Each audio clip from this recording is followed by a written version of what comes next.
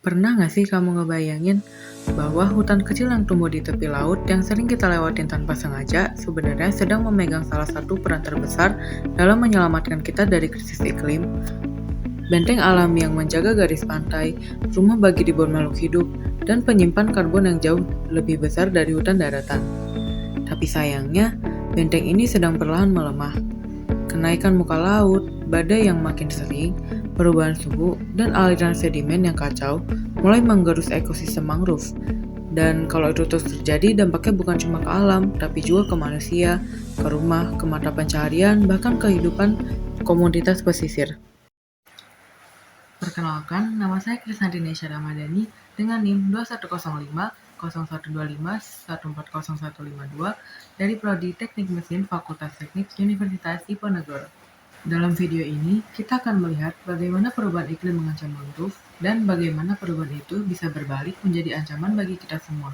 Kalau mangrove runtuh, apa sih yang sebenarnya bakal terjadi? Yuk kita cari tahu bersama.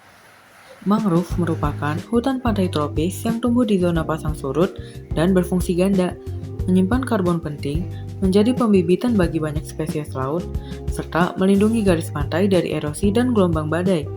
Namun, mangrove berada pada garis terdepan dampak perubahan iklim, yaitu kenaikan muka laut, perubahan pola curah hujan, kenaikan suhu permukaan laut, dan frekuensi badai yang meningkat, semuanya mengubah kondisi fisik dan kimia di mana mangrove berkembang, sehingga rentan mengalami pengurangan luas, perubahan komposisi spesies, atau bahkan keruntuhan fungsi ekosistem jika laju perubahan melebihi kemampuan adaptasi alami. Secara ekologis, perubahan iklim mengganggu struktur komunitas mangrove. Area yang tergenang lebih sering atau menjadi lebih asin dapat menekan spesies yang kurang toleran dan mendorong dominasi spesies yang lebih garam toleran. Hal tersebut menyebabkan penurunan keanekaragaman lokal. Selain itu, perubahan iklim mempengaruhi siklus hidup organisme yang bergantung pada mangrove, seperti contohnya ikan, udang, moluska, burung, dan lain-lain, sehingga rantai makanan dan keberhasilan pemijahan dapat terancam. Fungsi penting mangrove sebagai penyimpan karbon atau blue carbon juga dapat berisiko seperti pengeringan, kebakaran gambut, atau konversi lahan dapat melepaskan karbon yang tersimpan selama ratusan tahun. Hal tersebut dapat membalik peran mangrove yang harusnya dari penyerap menjadi sumber emisi. Kajian-kajian ulasan juga menunjukkan bahwa kenaikan muka laut, perubahan sedimen, dan badai yang lebih kuat adalah faktor kunci yang mengubah biomasa dan struktur hutan mangrove. Secara fisik, hilangnya atau degradasi mangrove berarti berkurangnya peredam alami terhadap gelombang dan badai, sehingga garis pantai menjadi lebih rentan terhadap erosi dan intrusi air laut ke darat. Di lokasi yang mengalami coastal squeeze, yaitu ketika daratan di belakang mangrove dibatasi oleh pembangunan atau infrastruktur. Mangrove tidak dapat mundur secara alami saat muka laut naik, sehingga area mangrove terlipat atau dapat hilang.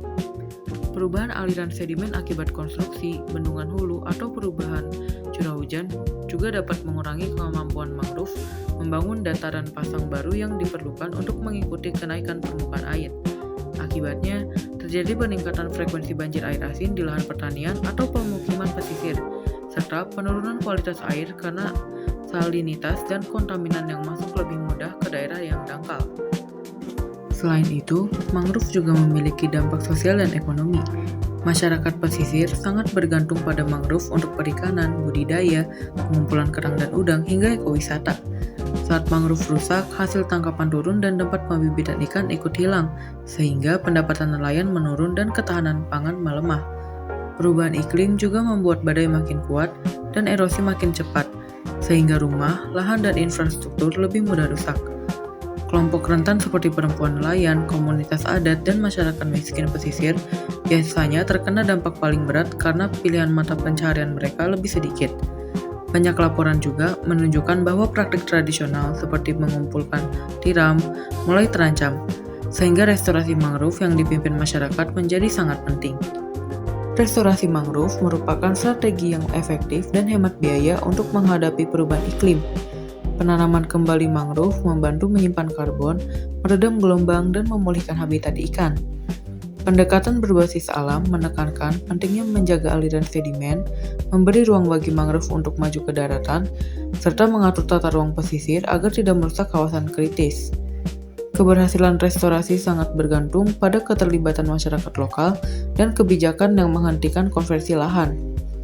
Banyak studi menunjukkan bahwa solusi terbaik adalah menggabungkan konservasi mangrove, pembangunan infrastruktur hijau, dan pengurangan emisi agar risiko jangka panjang bisa ditekan. Jadi intinya mangrove itu bukan hanya pohon di tepi laut. Mereka adalah tameng hidup yang terus bekerja melindungi kita tanpa henti. Tapi sekarang perubahan iklim membuat tameng itu mulai melemah. Dan kalau mangrove itu hilang, dampaknya akan kembali ke kita semua.